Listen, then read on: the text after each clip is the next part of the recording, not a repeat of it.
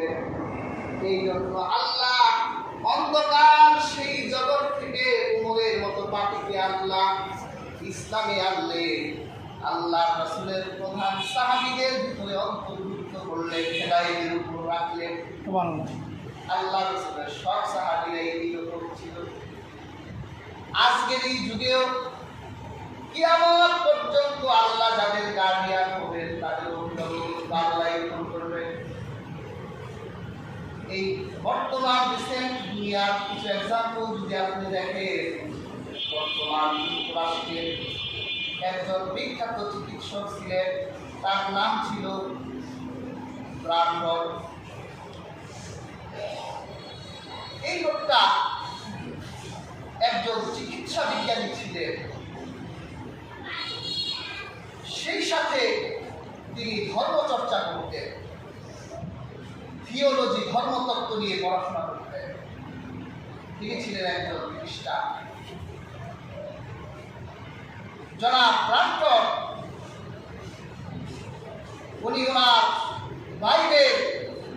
বাইবেলের ভার্সগুলো যখন পড়ছিলেন, সেখানে তিনি একটি কথা এরকম পেলেন যে ঈশ্বর পৃথিবীতে মানুষদেরকে পাপী করে পাঠান, পাপ নিয়ে শিশুরা জন্মায়। চিন্তা করলে এই কথাটা তো মারাত্মক একটা কথা। একটা শিশু কিভাবে পাপ নিয়ে জন্মায়? তাদের ধারণা পাপ নিয়ে জন্মায়, যিশু সেই পাপের প্রায়শ্চিত্ত করে গেছে। এই জন্য খ্রিস্টানরা হাজার পাপ করলেও সমস্যা নাই, কারণ যিশু তো কাফারা আদায় করে গেছে। যারা ব্রানডন কয়েক বছর পর্যন্ত তিনি বাইবেলের ভার্সগুলো পাঠ করলে দেখতে অনেক অসারতা বাইবেলের ভিতর, তার জীবন একটা সম্পদ তৈরি হল। অবশেষে তিনি আল্লাহ রাসূলের কয়েকটি জীবনী কিনলেন। প্রফেট মুহাম্মদ সাল্লাল্লাহু আলাইহি ওয়াসাল্লাম আল্লাহ হাবিবের জীবনীগুলো যখন তিনি পড়তে লাগলেন, তিনি দেখলেন আখিরি রাসূল রাহমাতুল লিল আলামিন বর্ণনা করেছে যে পৃথিবীতে যত শিশু জন্মগ্রহণ করে সমস্ত শিশু স্রোতের উপর জন্মায়, নিষ্পাপ হয়ে জন্মায়, থাকে না। এরপর এই পৃথিবীতে তার কর্মকাণ্ডের কারণে এই পৃথিবী তাকে পাপী বানায় দেয়। তার বাবা তাকে ইহুদি বানায়, তার মা তাকে খ্রিস্টান বানায়। তিনি সত্য চিনলেন। আল্লাহর হাবিবের একটি হাদিস পড়ে যে বাইবেলে তিনি পেয়েছিলেন শিশুরা পাপী হয়ে জন্মায়, আর মুহাম্মদ সাল্লাল্লাহু আলাইহি ওয়াসাল্লাম বলছেন যে না, শিশুরা নিষ্পাপ হয়ে জন্মায়, এই পৃথিবী তাকে পাপী বানায়।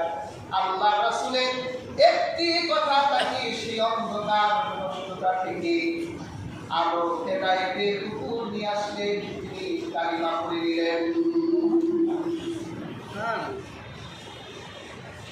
বর্তমান কানাডা টরন্টো বিশ্ববিদ্যালয়, এখানে একজন বড় প্রফেসর ছিলেন, গ্যারি মিলার নাম তার। তিনি জাকির নায়েকের উস্তাদ আহমদ দিদারের সাথে ডিবেট করবে, ইসলাম ভুল, কোরআন ভুল।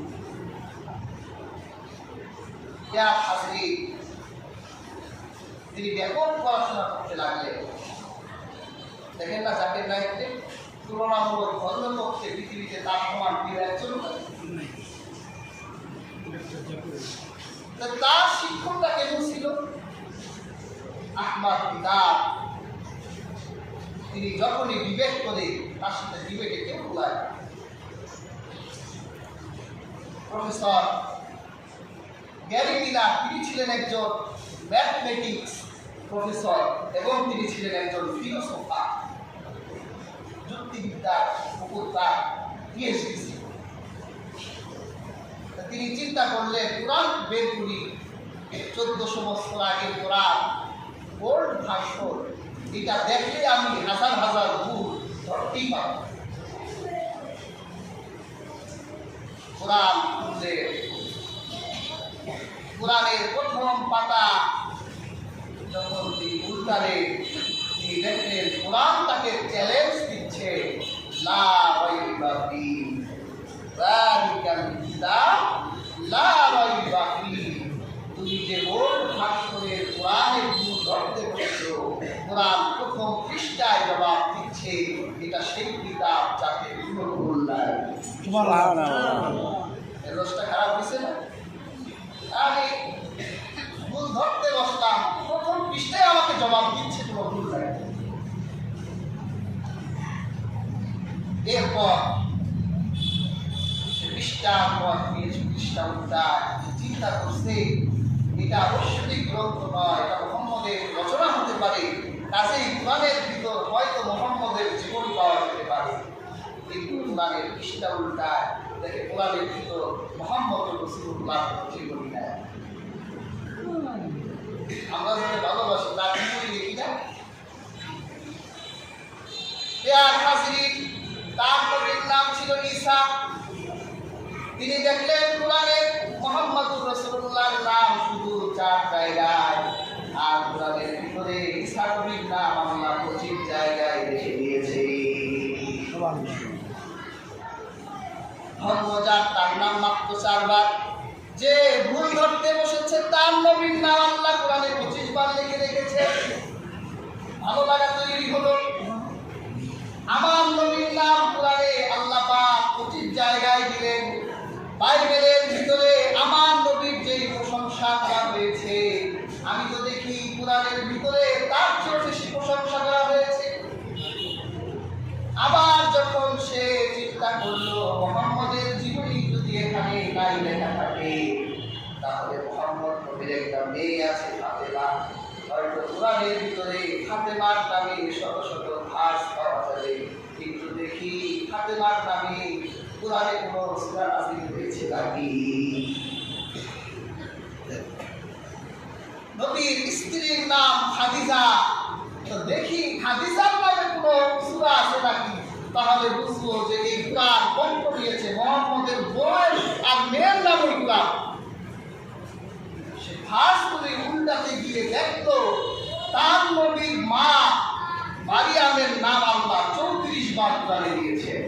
সুবহানাল্লাহ। অথচ কোরআনে ফাতেমার নাম একবারও নাই, খাদিজার নাম একবারও নাই। তিনি দেখলেন বাইবেলে মারিয়ামের কথা যত সুন্দর করে বলা হয় নাই, কোরআনে তার চেয়েও সুন্দর করে মারিয়ামের কথা বলা হয়েছে। যে কোরআনের ভুল ধরার জন্য বেরিলাম, কোরআন হাতে দিলেন, ডিবেট করবেন, তিনি দেখে কোরআনের আয়নার সামনে দাঁড়িয়ে দেখলো যে কোরআনের ভুল নাই, বেরিলামে ভুলের অভাব নাই। এক মুহূর্ত দেরি করলেন না, কিসের আহমাদ বিদারের সাথে দিবে ওই রাতের ভিতরেই তিনি আল্লাহ কোরআনকে বিশ্বাস করলেন, কারণ কোরআন হলো হেদায়েতের গ্রন্থ। কোরআন হলো হেদায়েতের গ্রন্থ। এই জন্য আব্দুল্লাহ ইবনে আব্বাস রাদিয়াল্লাহু তাআলা আনহু বলেছেন, মান তাআল্লামা কিতাবাল্লাহ সুম্মা ইত্তাবাআ মা ফীহি হাদাহুল্লাহ মিনাল দালালাতি ফিদ দুনিয়া ওয়া খাফা ইয়াওমাল কিয়ামাতি সুআল হিসাব। হযরত আব্দুল্লাহ ইবনে আব্বাস বলেন, যে ব্যক্তি কোরআনের শিক্ষা গ্রহণ করে আর কোরআনকে অনুসরণ করে, কোরআন তাকে দুনিয়ার সকল পথভ্রষ্ট